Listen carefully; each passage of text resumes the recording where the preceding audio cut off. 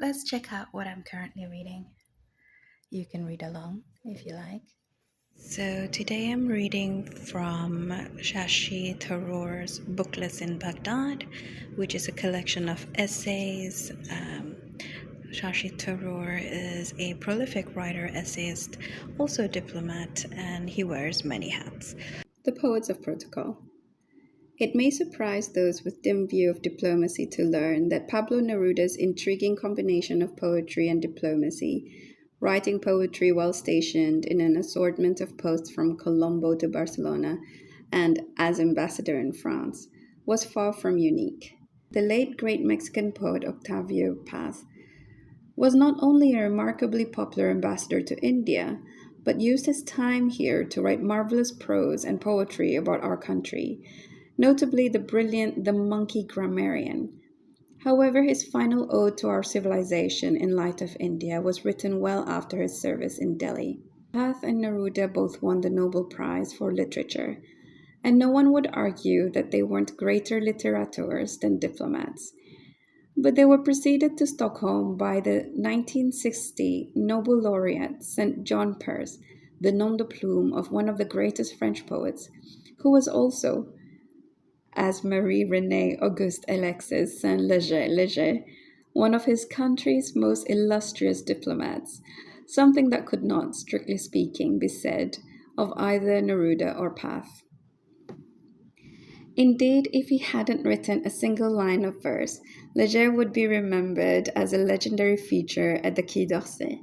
A career diplomat since 1904, he became one of his country's most highly respected poets while mounting the hierarchy of his profession.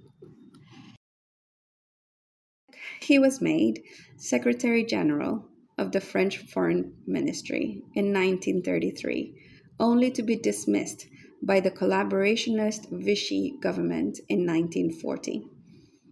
Léger escaped daringly to the United States, where he advised FDR on French affairs. During the war, his books were burned and banned in Nazi occupied France, and Vichy stripped him of his French citizenship. This was restored upon liberation in 1945, and French diplomats still speak of him with reverence, but his literary standing was no less eminent. As a visionary poet of rare distinction, St. John Peirce was regarded as highly that no less a figure than T.S. Eliot translated him into English. His Swedish translator was the United Nations highly literary Secretary General Dag Hammarskjöld. Amazingly enough, the noblest after St. John Peirce was also a diplomat. The 1961 laureate was the Yugoslav Ivo Andrić, a master craftsman, often compared to Tolstoy, whose great historical novels of Bosnia-Herzegovina, especially The Bridge on the Drina and The Chronicles of Travnik, enjoyed a modest revival during the horrors of the Balkan Wars in the 1990s. Andrić was his country's minister, the senior diplomat one rank below ambassador, in Berlin when war broke out in 1939, and spent much of the period of the war with his country under German occupation, under house arrest, in Belgrade. Today, the country he represented as a diplomat no longer exists, but at least three countries, Bosnia, Croatia, and Serbia, are proud to lay claim to him as a vital part of their literary patrimony. Four diplomats winning the Nobel Prize for Literature is a remarkable enough statistic, but the list overlooks other fine writer diplomats of unarguable quality. The French playwright, poet, and essayist Paul Claudel was a diplomat of distinction, serving as his country's ambassador to Belgium, Japan, and the US, and is widely regarded today as one of the most important figures in French Catholic literature. France's former foreign minister Dominique de Villepin, whose diplomatic postings included Delhi, is a superb poet and essayist who famously worked on his poems while jet-setting around the world from one crisis spot to the next. The British diplomat Lawrence Durrell wrote hilarious accounts of diplomatic life, but he is better remembered for his haunting Alexandria Quartet, four novels published between 1957 and 1960 that won him the highest literary reputation.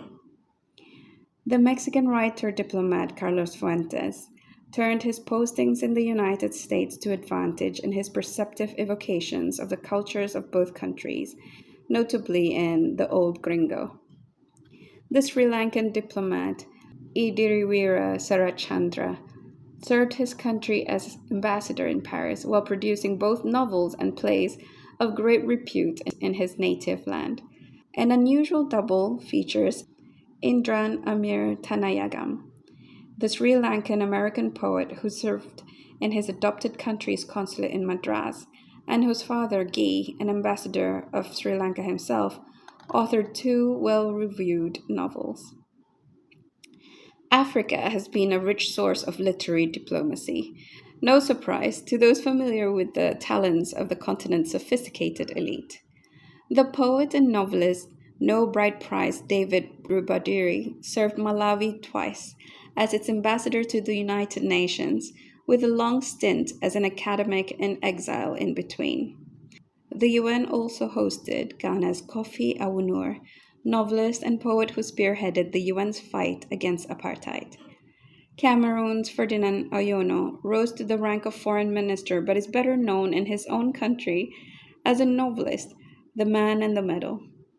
Perhaps the finest all round talent was that of Davidson Nicol of Sierra Leone, who, in addition to being his country's leading diplomat, serving as High Commissioner to London and permanent representative to the United Nations, was a writer, poet, scientist, and all around Renaissance man. I am greatly indebted to my friend Olara Otunu, Uganda's former foreign minister and a brilliant intellectual himself, though not yet a novelist, for bringing these distinguished figures to my attention. The Indian diplomatic service is hardly an exception to this remarkable tradition.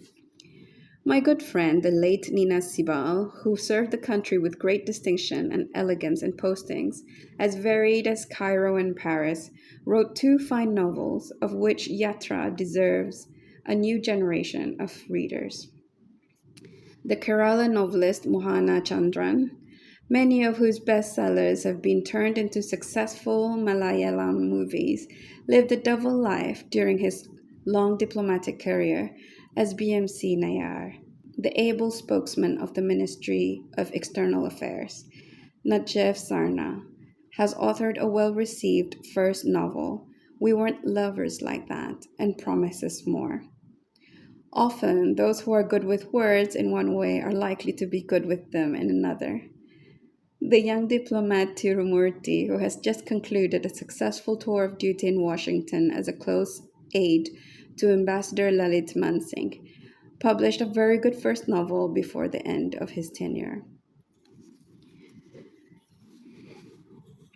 Are diplomats uniquely suited, provided they have the gift to begin with, to be good creative writers?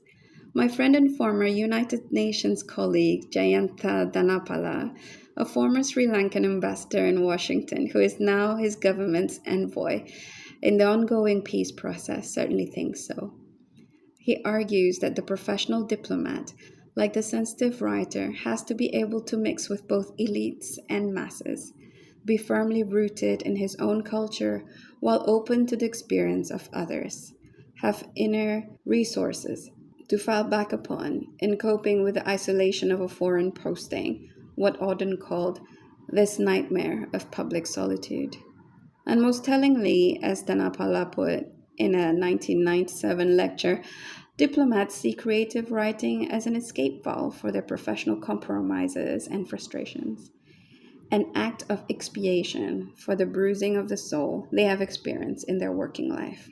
The alternative for less talented diplomats has often been alcohol.